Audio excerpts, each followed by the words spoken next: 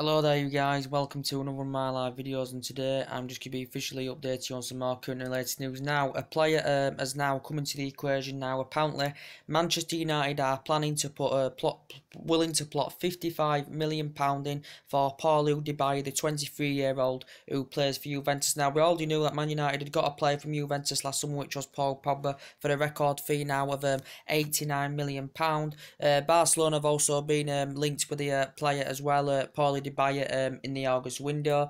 To be honest, I do disregard this. I do doubt this is going to happen in any way, shape or form, but apparently Man United are willing to put £55 million in for the player. That is very, very good. He's strong, he's quick, he's good in the air, he's very agile, he's skillful, and just a fantastic player, and he would actually improve our attack as well. He can play as a forward, he can play as an attacking midfielder. He does have a deal with Juventus until 2022, but there is no current release clause in the deal as well, but he's got a deal to 2022, and last season he made 40 appearances in all competitions for Juventus. He scored 19 goals and provided 11 assisted the player, and it's just said there has been discussions taking place. I think Ed Woodward's approached and had discussions with the Dybala's representatives over the situation, but apparently Man United are willing to put £55 million in, and already this season Dybala, it's his third season in the process with Juventus. He has made he has scored 10 goals in only 6 appearances so far for Juventus this season. His shot accuracy is very, very good. His pass accuracy is very, very good. And he's a player that's good at taking on defenders. He's good at going around defenders. He's a prolific goal scorer as well as Paulo Dybala.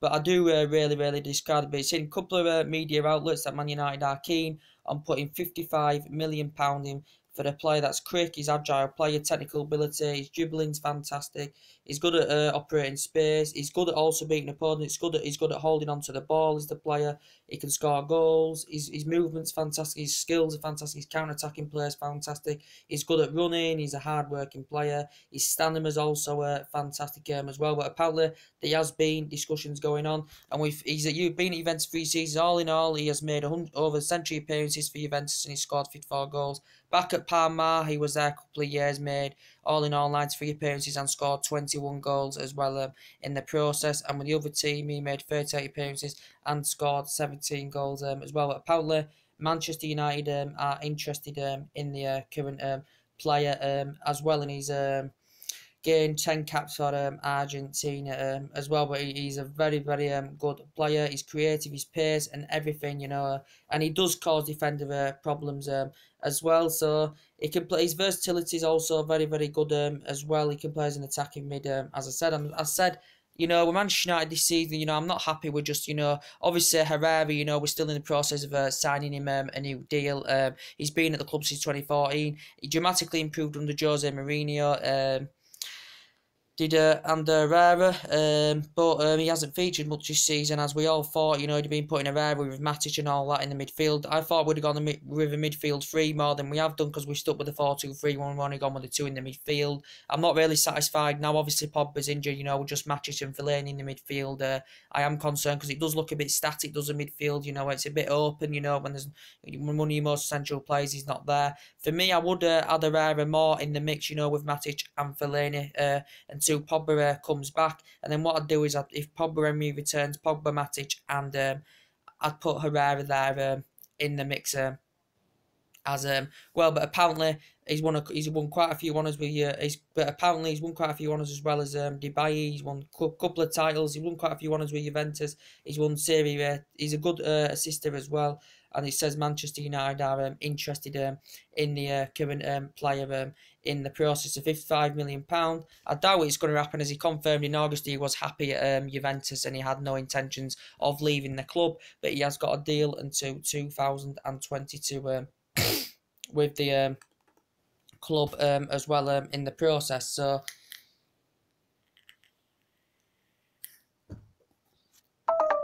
let's take charge my phone. This is what's in the press, guys. Anyway, it's about Paulo Dybala. So yeah, for me, there's still areas in the Manchester United team that needs to be improved. Not, when you still need a creative winger.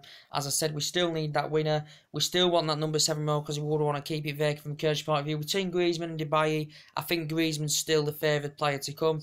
Griezmann may not come now, especially with the arrival of Diego Costa coming in January. I'm not really quite sure, but there's still areas we need to improve. And left back's still a concern, even though we've got still Rojo injured. Ashley Young's now doing fantastic well since he's returned. He played in the right back against Basel. I thought he performed very, very well. Getting an assist yesterday against Southampton was very, very good for Ashley Young as well. And he got switch flanks. In the last 2 games he's played, he's been on the left-hand side as Ashley Young. He's going to be signing a 1-year extension, but when he can play, Ashley Young. Luke Shaw wasn't featured yesterday, as I said. Luke Shaw, is a player that's been injured for quite a while. He's just recovered from injury. He'd been playing for the under-23s, but I thought he played well against Burton Albion as well. But I think he still needs a bit of time, considering Luke Shaw's still only young. But for me, there's still areas in the team where we need to reinvest, especially, but as attacking looks very, very good. You like Lukaku there.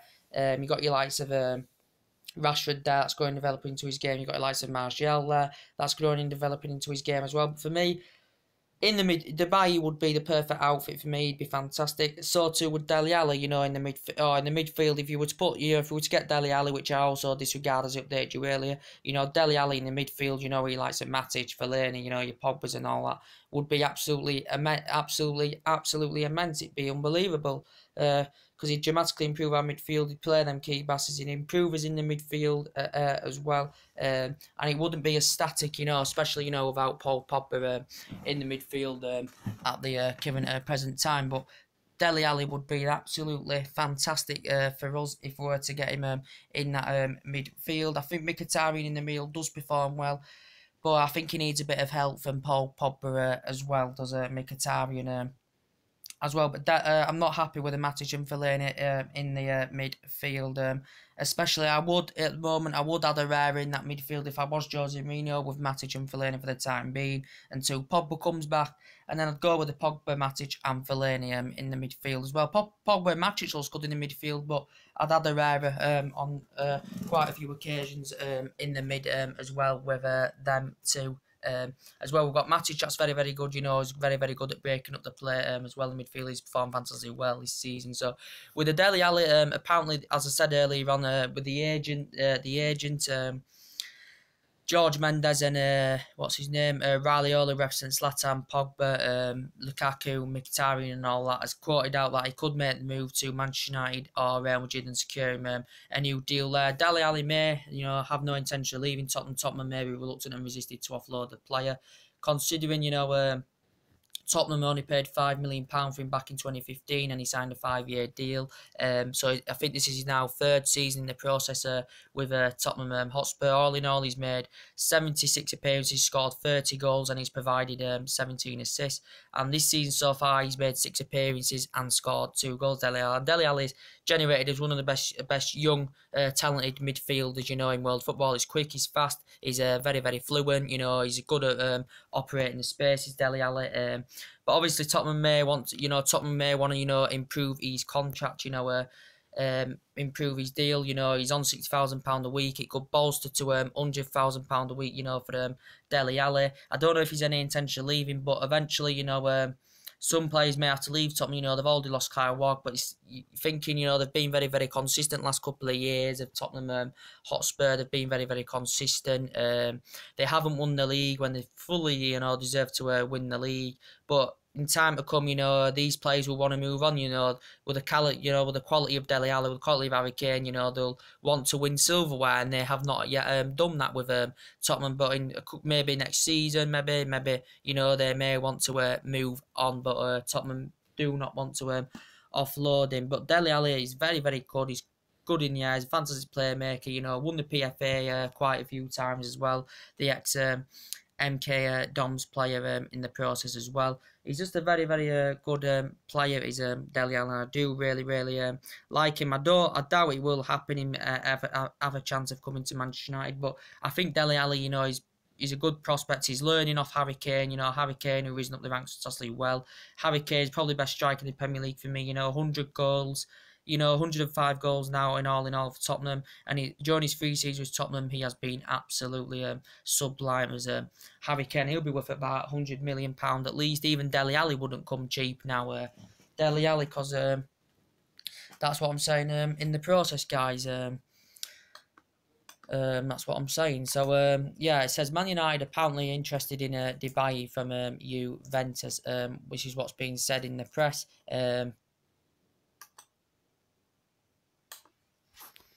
This has been what's being mentioned in the press, guys. This is I'm just updating you what has been mentioned in the current press, as I did say. Yes, he signed a 5.5-year deal with Tottenham, did Dele Alli, but he's very, very good. He's one of the best young midfielders in world football, is Dele Alli. He's effective, he's very, very effective, you know, he can play as a striker as well. Just a very, very good player. As I said, guys, you know, won PFA quite a few times, and you know, with Tottenham, you know, they've been very, very, you know, consistent last couple of years. You know, as I said, they're playing very, very well. You know, this season away from home, they're doing very, very well. Just at Wembley, they seem to be struggling, and Tottenham are still waiting yet to get their current new stadium into their ground. But I doubt Dele Alli will happen. I even doubt Dybala will happen. I could think Manchester United, you know, will end up probably with Antoine Griezmann, guys. As I said, we'll probably end up with Antoine Griezmann, you know, in the process. Where's my music? We'll probably end up with Antoine Griezmann, probably.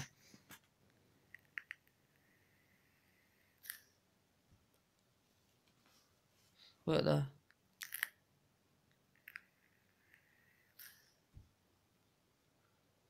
But Dele Alli, absolutely classy, would dramatically improve our midfield. And, you know, without Paul Pogba there, you can see, you know, where this problems still lie. And I'm very disappointed, you know, that Paul Pogba's out. We don't know an estimated date yet when he's going to be back, is Paul Pogba. Some press saying he could be out for 3 months, as I said, but we'll see what happens. And Man United still, you know, in the process of securing Fellaini a new deal. Fellaini, who's come off the bench a couple of times, has got his name on the score sheet this season.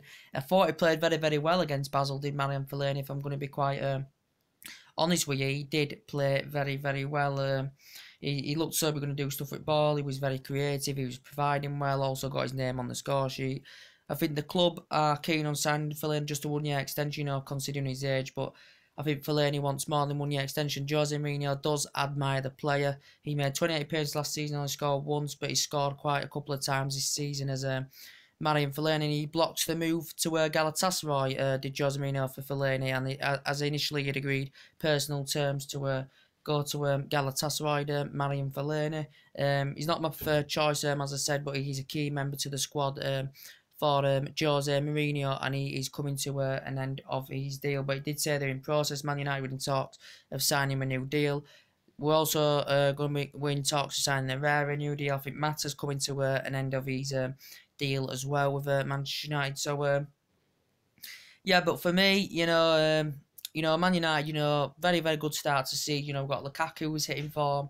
You know, 8 goals in all competitions, 91st now in the Premier League for Romelu Lukaku in the Premiership. Very, very good player. Premier League proven him, as I said. As I did say before, you know, he was a big game bottler. He's not very consistent against the big teams, you know, as he proved at Everton. But I think he's doing very, very well at Manchester United. You know, he's got good players playing around him, and that is very, very helpful. And when you've got your likes of young age talents such as Rashford there, Martial there, that gives you the help that you need. As well, but for me, you've got Chelsea hitting form very, very well as well. I think the Chelsea City game, you know, is going to be very, very interesting to watch. You know, you've got Chelsea with Morata there, who's doing very, very well. You know, everyone said, you know, he was a reserve player, you know, at Real Madrid because he wasn't a regular starter. But when it's all built around Ronaldo, when you've got Benzema there, you know, in the mix, it's going to be hard for Morata that, you know, at the time, you know, Real Madrid to get first team football. And I know I did want Morata to come to Old Trafford. It looked as though we were going to get Morata to Old Trafford, but Real Madrid were just being absolutely ruthless in the situation regarding Morata. And they were basically, from our perspective, they were charging too much money for the player, but he did end up going to Chelsea, so we ended up getting Lukaku instead. But Morata's got a very, very good pedigree. He's better than probably Lukaku because he's got a good pedigree, you know. He was very, very good in Italy as well, Morata. And he's doing very, very well this season for Chelsea, you know. Scored an hat-trick against Stoke yesterday.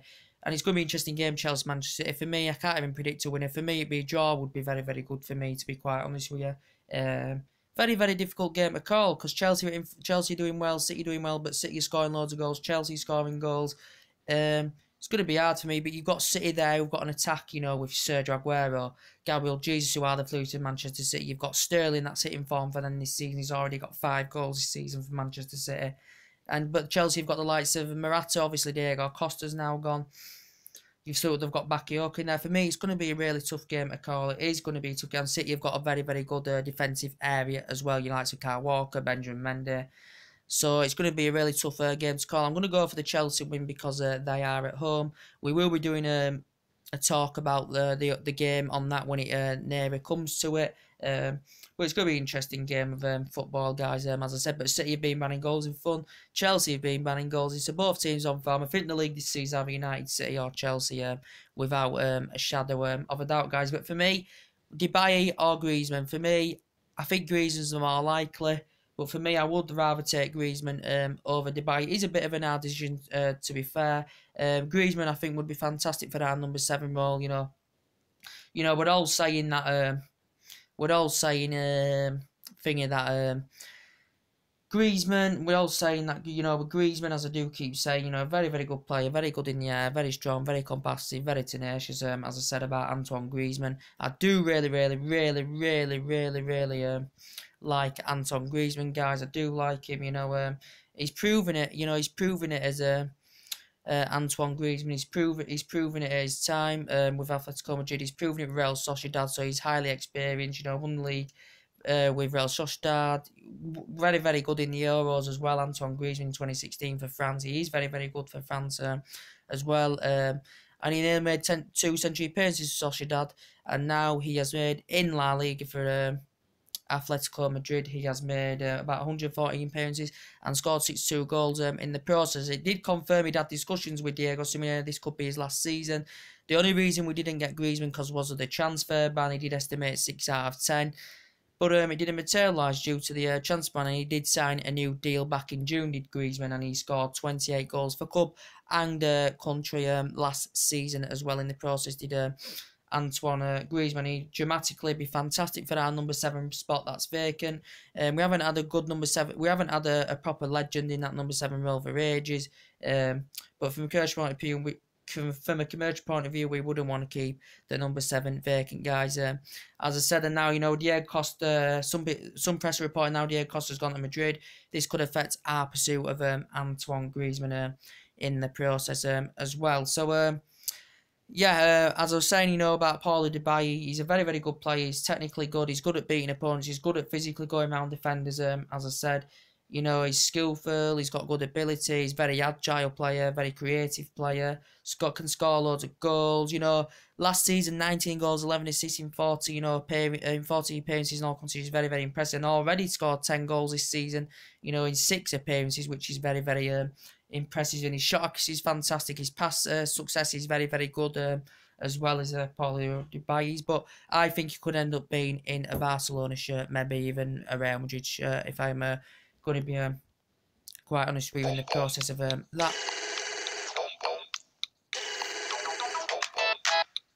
But we will see what happens. So anyway, that's everything to do today. Drop your comments, likes below on the channel, subscribe to my channel as always, and take it easy. And I'll see you all later. Bye.